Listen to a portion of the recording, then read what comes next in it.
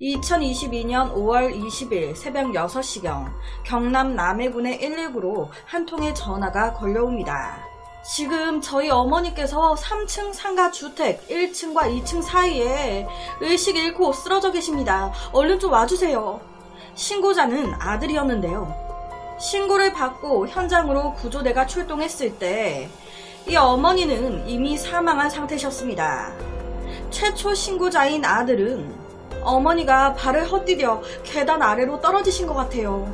119는 이 아들의 말대로 어머니가 계단에서 구르셨구나 라고 생각을 했습니다. 그렇게 어머니 시신을 수습하려고 하는데 아니 아들의 말과는 달리 계단에서 굴렀다고 하기에는 어머니의 몸에 남겨져 있는 상처들이 이게 심상치가 않은 거예요. 구조대는 조용히 경찰에 이를 알렸습니다. 출동한 경찰이 봤을 때도 어머니의 상처 심상치 않았습니다. 타살의 흔적이 발견된 거예요. 그렇게 사고사인 줄로만 알았던 사건은 순식간에 살인사건으로 전환이 됐습니다. 그리고 경찰은 강력한 용의자로 한 사람을 체포하게 되는데 그 사람은 예상하시다시피 최초 신고를 했었던 아들이었습니다. 경찰은 바로 어머니의 시신을 부검을 했습니다. 그 결과 어머니가 계단에서 굴러 떨어지기 직전 머리에 무언가로 몇 차례 맞았을 가능성이 크다라는 소견이 나옵니다. 그렇다면 누가 이 피해자 여성의 머리를 내리쳤을까? 경찰은 바로 아들에게 물었습니다. 5월 19일 저녁부터 5월 20일 최초 신고하기 전까지 어디서 뭐 했어요? 그랬더니 아들은 네? 저는 19일날 한 저녁 7시 반쯤에 외출했었다가 한 오후 11시쯤에 집에 돌아왔는데 그때 어머니가 집에 계시는 거 확인하고 그냥 잠을 잤어요. 라고 말을 합니다. 경찰은요, 이 얘기를 딱 듣자마자 아들 당신이 범인이 맞구나. 당신이 어머니를 죽였구나. 라는 냄새 바로 맡았습니다. 경찰이 이 아들의 진술을 확인해 보니까 아들이 7시 30분에 외출한 건 맞아요. 그런데 중간에 집에 돌아왔어요. 지인들하고 만났다가 9시 20분에 현장으로 다시 돌아와서 한 30분 정도 집에 있다가 10시쯤에 다시 집에서 외출을 합니다. 그 이후에 다시 집으로 돌아왔고요. 분명히 아들은 7시 반쯤에 나갔다가 11시에 들어왔다라고 했는데 확인 결과 그 전에 한 번 더 집에 들어왔었다가 나갔었는데 이 얘기는 왜 안 해? 왜 그날 뭐 했는지 정확하게 얘기를 안 하지? 캥기는 게 있으니까 안 했겠지. 거기다가 더 중요한 건 CCTV나 영상을 확인해 보니 당일날 오후 6시에 어머니와 아들이 이 상가 집으로 딱 들어와요. 그런데 이 두 사람이 이 상가 집으로 딱 들어온 이후에 이들이 있는 상가에 들어온 사람 아무도 없었다는 겁니다. 그 상가에 두 사람이 들어온 이후 들어온 사람이 없는데 엄마가 사망했습니다. 아들의 알리바이 또한 맞지 않고 당연히 아들이 유력해질 수밖에 없죠. 그리고 또 하나 결정적인 증언까지 나옵니다. 이 아들은 7시 30분에 외출을 했었다고 했어요. 그래서 경찰이 물어본 거예요. 그럼 그때 나가서 어디 갔냐? 그랬더니 그때 나가서 친구들과 술을 마셨다. 이 말에 경찰은요, 그 친구들이 누군지 알려달라.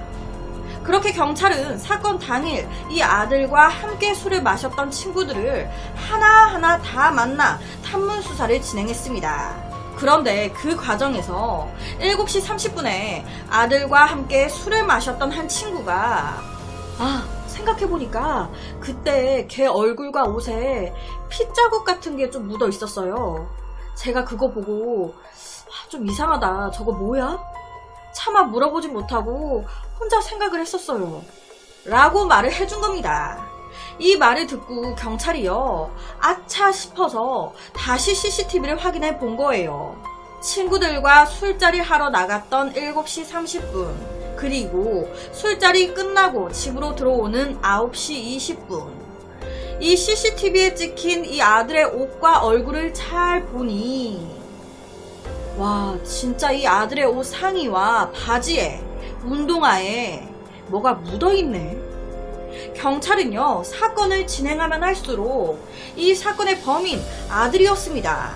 하지만 이 아들은 아니에요, 제가 왜 엄마를 죽입니까? 저 엄마 안 죽였어요 라면서 혐의를 딱 부인했습니다.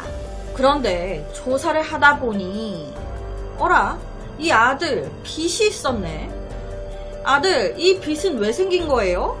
아, 그거는 제가 해외 투자를 좀 했다가 실패해서 그래서 한 4억 정도 빚을 졌어요. 아이, 그런데 제가 아무리 그렇다 한들 이 돈 때문에 엄마를 죽이겠습니까? 저 진짜 아니에요. 계속적으로 부인을 했습니다. 하지만 이게 그냥 부인한다고 될 문제입니까? 경찰이 봤을 때는 이 아들, 어머니를 죽일 만한 이유가 있어 보이는데, 아들이 빚이 있었고 이 문제로 엄마와 다툼이 많았던 게 아니었을까? 왜 알리바이는 거짓말을 한 거지? 사건 당일 옷에 묻어있던 피는 또 뭐야? 아들은 사고사로 신고했지만 어머니가 말하는 사건의 진실은 다릅니다. 경찰은요, 지금부터 딱 쪼기 시작했습니다. 당신이 죽인 거 다 알아요. 모든 증거들이 당신을 향하고 있잖아. 그만 발뺌하고 다 털어놔요. 지금이라도 털어놔야 그나마 징역이 좀 낮게 나오지. 더 버텨봤자 본인한테 좋을 게 없어. 이렇게 되니 이 아들, 죄송합니다.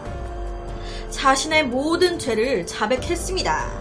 이 아들은요, 어머니를 죽인 건 맞다 하지만 계획살인은 아니다 라고 주장했습니다. 어머니와 돈 문제로 다투다가 잘못 밀었다는 거예요. 자기가 순간 욱해서 엄마를 밀었는데 엄마가 계단 밑으로 굴러 떨어졌다고. 그런데요, 여러분, 제가 앞서 그랬잖아요. 국가수의 부검 결과 이 어머니의 사망 사인은요, 둔기로 머리를 내려 맞은 겁니다.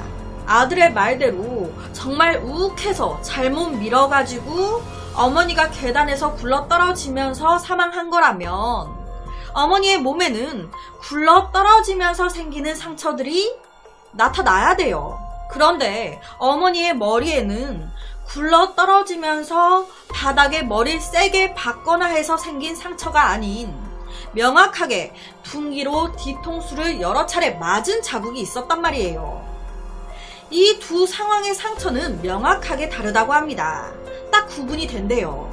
그러니까 경찰이 봤을 때는 와, 이 아들 자백하는 그 순간까지도 거짓말을 하네. 이 아들의 말과 어머니의 몸이 말하는 진실이 다른 겁니다. 경찰은 아들 우발적이라고? 아니야. 우리가 봤을 땐 의도적인 살인이야 해서 과실치사가 아닌 살인죄로 수사를 진행했습니다. 부검 결과는 명확하게 무언가로 어머니가 머리를 맞은 흔적이 있습니다. 범인은 아들이에요. 그럼 이 아들은 무슨 범행 도구로 어머니를 내려친 걸까?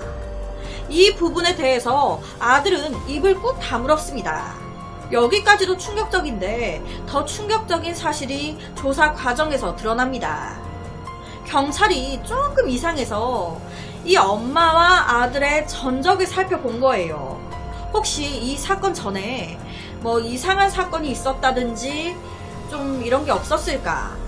그런데 아니나 다를까 이 사건 전에도 여러 번 이상한 사건들이 있었네. 지난 1월 3일 또 이 아들이 부모님을 태우고 트럭을 운전하다가 전신주를 들이받는 사고가 발생했습니다. 이 사고로요, 아버지는 현재까지도 의식불명이시고 이때 어머니는 전치 10주 진단을 받았습니다. 이 사고로 인해서 아버지는 의식이 없으시니까 병원에 있게 됐고 자연스럽게 치료가 끝난 어머니 혼자 집에서 지내게 되셨는데, 이 사고가 있고 기가 막히게 한 4달 정도 지났을 때 5월 15일 어머니가 혼자 살고 있었던 집에 갑자기 불이, 그러면서 집 일부가 타버린 거예요. 4달 만에 엄마 혼자 있는 집에 불이 나버린 거예요. 그러면서 지낼 곳이 없어진 겁니다. 그래서 이 문제의 상가 건물에 살고 계셨던 거예요. 1월 달에 교통사고로 아버지 의식불명, 어머니는 10주 진단. 그 후에 엄마 혼자 사는데 4개월 만에 5월 15일 집에 불이 나버리고 있을 곳이 없어 상가 건물에서 지내게 됐는데, 와, 5월 20일 5일 만에 어머니가 사망한 채 발견된 거예요. 솔직히요, 자기가 살고 있는 집에 불이 나는 것도 평생에 살면서 한번 일어날까 말까 한 일들 중에 하나예요. 이런 이 불 말고도 교통사고도 그렇고 다 그 단기간 안에 모든 게 이루어졌단 말이에요. 평생에 살면서 한번 일어날까 말까 한 일들이 이 가족에게는 불과 몇 달 사이에 우르르르르 발생했습니다. 그리고 그 사고들에는 모두 이 아들이 개입되어 있어요. 이거 모두 우연인 걸까요? 여기까지 들으셨을 때 하나가 떠오르시죠? 보험. 이 어머니 아버지에게 어떠한 보험이 들어있었던 거 아닌가? 사망보험, 혹은 화재보험, 혹은 상해보험 등등. 그 보험의 수익자가 아들 아니야? 경찰이 추정한 사건 당일은 이렇습니다. 5월 19일 오후 7시경 이 아들이 어머니에게 수면제를 먹인 겁니다. 그 후에 계단으로 끌고 와 넘어뜨린 뒤에 어머니 머리를 수차례 계단 모서리 등에 내리쳐서 살해한 거예요. 범행 도구에 대해서 아직 밝혀진 게 없어요. 그렇다 보니 추정하는 게 수면제에 취해 있는 어머니의 머리를 잡고 계단 모서리에 수차례 내려 찍은 뒤에 계단에서 밀어버린 게 아니었을까. 너무 잔인하죠, 이거는 정말. 이 사건이 이번 연도 5월경에 벌어진 사건이다 보니 아직까지도 수사를 진행 중인 것 같아요. 보험 관련해서 어떤 게 확인이 됐는지, 재판 과정이나 수사는 어떻게 진행되고 있는지, 오늘 말씀드린 이 외에 더 추가로 공개가 된 건 없더라고요. 아직까지도 경찰분들이 열심히 진실을 파헤치고 계신 것 같습니다. 보험금을 노린 범죄 가능성을 좀 크게 보고 조사하는 것 같던데, 억울한 죽음 뒤에 가려진 진실이 늦더라도 꼭 정확하게 다 밝혀져 응당하는 죄값을 받았으면 좋겠습니다. 그래서 오늘은 현재까지도 수사 중인 2022년 발생한 남해 폐륜 살인 사건을 가지고 왔습니다.